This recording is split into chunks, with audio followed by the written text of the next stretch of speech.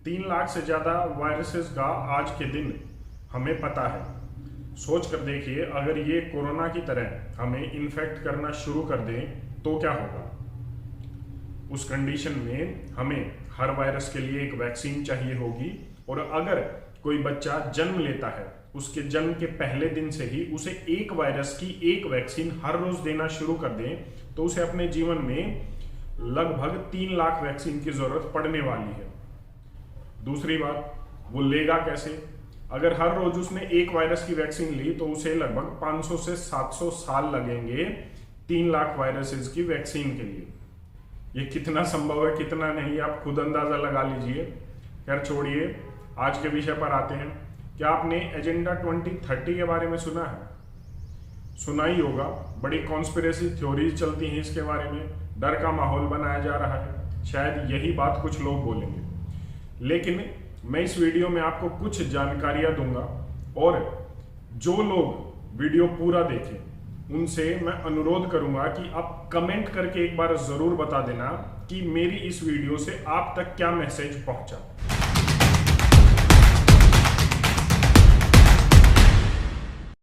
सबसे पहले एक फोटो आपको दिखा देता हूं। ये खबर है जो नेशनल न्यूज़पेपर में छपी हुई है। ये फोटो आपने देख ली। इस फोटो के बारे में हम बाद में बात करेंगे। अभी हम बात करते हैं एसडीजीज के बारे में।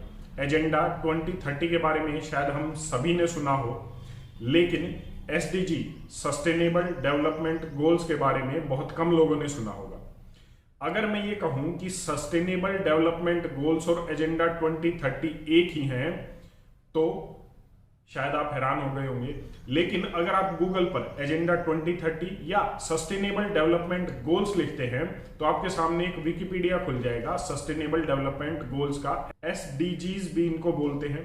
यूनाइटेड नेशंस ने 2015 की अपनी मीटिंग में एक फैसला लिया कि हमें 17 पॉइंट्स पर काम करना है, और इन 17 पॉइंट्स पर काम करके हम आने वाले भविष्य की दुनिया को सभी के लिए अच्छा बनाएंगे। इन 17 पॉइंट्स पर भी आप स्क्रीन पर देख लीजिए यूनाइटेड नेशंस ने क्या क्या पॉइंट इसमें डाले थे। जैसे नो पॉवर्टी, गरीबी नहीं होनी चाहिए, नो हंगर, जीरो हंगर, कोई भी भूख से नहीं मरना चाहिए। उसके बाद गुड हेल्थ, जेंडर इनइक्वालिटी को खत्म करना, मतलब लड़का लड़की एक समान, clean water and sanitation, affordable energy, बिजली पानी फ्री, स्वच्छ जल मिले सबको। उसके बाद climate action, life below water and life on land, इन दोनों चीजों पर भी फोकस किया गया। मतलब जो समुद्र के अंदर जीव जंतु हैं उनके बारे में, जैसे मैंने पहले भी एक वीडियो में बात की थी कि हम लाखों की संख्या में समुद्र की प्रजातियों को खो चुके हैं। लाइफ ऑन लैंड के बारे में भी बात किया गया है कि जिस तरीके से अब हम रह रहे हैं उसकी क्वालिटी ऑफ लाइफ को भी बढ़ा जाए। सुनने में एसडीजीज सस्टेनेबल डेवलपमेंट गोल्स काफी अच्छे लग रहे हैं, और ऐसा लग रहा है कि अगर ये सब अच्छे से कर दिए जाए तो धरती पर ही स्वर्ग हो जाएगा। लेकिन जब आप इस विकिपीडिया को पढ़ेंगे, आगे चलेंगे, तो साइड में आप एक फोटो देख रहे हैं। जब एक ऑप्शन आता है विकिपीडिया में cost and source of finance का, तो इस फाइनेंस में एक कॉलम आएगा जो सेकंड कॉलम है शायद मेरे हिसाब से फाइनेंसिंग का। साइड में फोटो लगा हुआ है। इस फाइनेंसिंग में पहली ही लाइन है कि जो सोर्स ऑफ फाइनेंस है उसमें एक जो संस्था है, फाउंडेशन है, उसका नाम लिखा गया है। वो नाम आप देख लीजिए, और शायद अब समझने वाले समझ गए होंगे कि सस्टेनेबल डेवलपमेंट गोल्स कौन से हैं। ये संस्था काफी अच्छी है, काफी बड़ी है, और अधिकतर लोगों को इसके बारे में पता भी है। अब आते हैं दूसरी बात पर। सस्टेनेबल डेवलपमेंट गोल्स में यह बताया गया है कि जलवायु परिवर्तन, पर्यावरण परिवर्तन काफी बड़ी मात्रा में हो रहा है। धरती का तापमान बढ़ रहा है, ग्लोबल वार्मिंग बढ़ रही है, और इससे क्या हो रहा है, बर्फ पिघल रही है, और जो धीरे धीरे जो नीचे जमे हुए वायरस हैं, जो एक तरह से हम कह दें डेड वायरसेस हैं और बैक्टीरिया हैं, वो बाहर निकल कर आएंगे और आ भी रहे हैं, और वो इन्फेक्ट कर रहे हैं ह्यूमन बींग्स को। अब चलिए उसी न्यूज़पेपर की जो है न्यूज़ पर कटिंग पर जाते हैं, उसके बाद मैं दोबारा आपसे बात करूंगा। द न्यूयॉर्क टाइम्स में एक खबर छपी जिसमें बताया गया कि पर्यावरण के नुकसान से और भी बीमारियां होंगी, इसलिए सस्टेनेबल डेवलपमेंट गोल्स और ये एजेंडा 2030 रखा गया है जिसमें पर्यावरण को ठीक किया जाएगा, अगर मैं एक लाइन में उनके जो है एजेंडे को बताऊं तो। लेकिन यहाँ पर जो मैं बताना चाहता हूँ वो एक बार आप खुद देख लीजिए। मैं यहाँ पर जूम कर रहा हूँ कि इस खबर में बताया गया कि अधिकतर वायरस के एक्टिव होने की आशंका नहीं है जब ये बर्फ़ पिघलेगी, जब ये जलवायु परिवर्तन होगा। लेकिन यहाँ पर देखिए, कुछ एक्टिव होकर खतरनाक रूप ले सकते हैं, मतलब आने वाले समय में महामारियाँ आएंगी। इसमें आगे बताया गया है कि 2016 में साइबेरिया में एक 12 साल के लड़के की मौत एंथ्रेक्स से हुई थी और 20 अन्य लोग संक्रमित हुए थे। इस की शुरुआत 75 साल पहले हुई थी, जब एक हिरण की मौत हुई और उसका शव मिट्टी और बर्फ़ के नीचे दब गया था। 2016 में जब ये परत पिघली और शव बाहर आ गया तो इसका बैक्टीरिया पानी और मिट्टी और खाद्य पदार्थ के जरिए बच्चे के शरीर में पहुंच गया और फिर उस बच्चे को संक्रमित कर दिया। यहाँ पर आगे जो मैं ध्यान आपका अट्रैक्ट करना चाहता हूँ वो ये कि फ्रांस और रूस के वैज्ञानिकों ने 30,000 साल पुरानी साइबेरियन परमाफ्रॉस्ट से निकले एक वायरस को पुनर्जीवित किया था।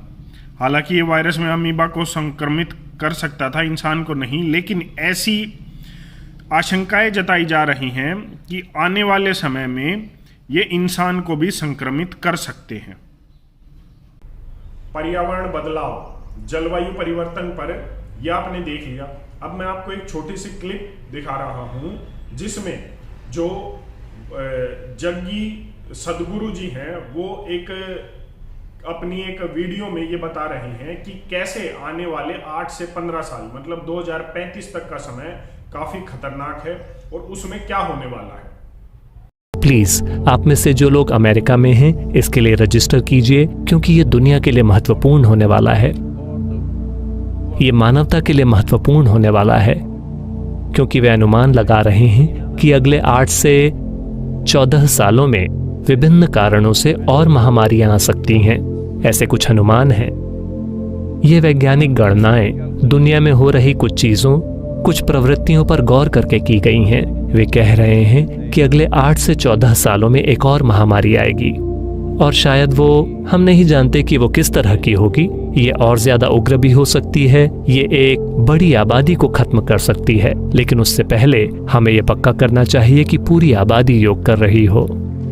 आने वाले समय में 8 से 15 साल में, मतलब अभी 2021 है, 2035 तक अन्य महामारियां आएंगी, पेंडेमिक्स आएंगी, इनको आप रोक नहीं सकते हैं।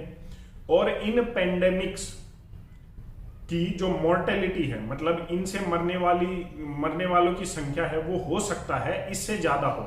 मतलब कोरोना में अगर आप देखें तो मोर्टेलिटी रेट काफी कम है और आने वाली महामारियों में ये ज्यादा हो, मतलब लोगों की जो मृत्यु होगी वो बड़े लेवल पर हो सकती है, ऐसा अंदाजा लगाया जा रहा है। बिल गेट्स काफी बार बात कर चुका है कि आने वाली पेंडेमिक्स के लिए हम लोग हो सकता है प्रिपेयर न हो और वो बड़े लेवल पर हमारा जान मान का नुकसान कर दे। तो जब ये सभी बड़े लोग इस बारे में बात कर रहे हैं तो कहीं ना कहीं कुछ तो है जो चल रहा है। मैं इतना जरूर कहूंगा कि मैंने अपना काम कर दिया है। अगर आपने वीडियो यहां तक देखा है तो आप एक काम मेरा जरूर कर दीजिए, कमेंट करके मुझे इतना जरूर बता दीजिए कि आप तक क्या संदेश पहुंचा इस वीडियो के माध्यम से।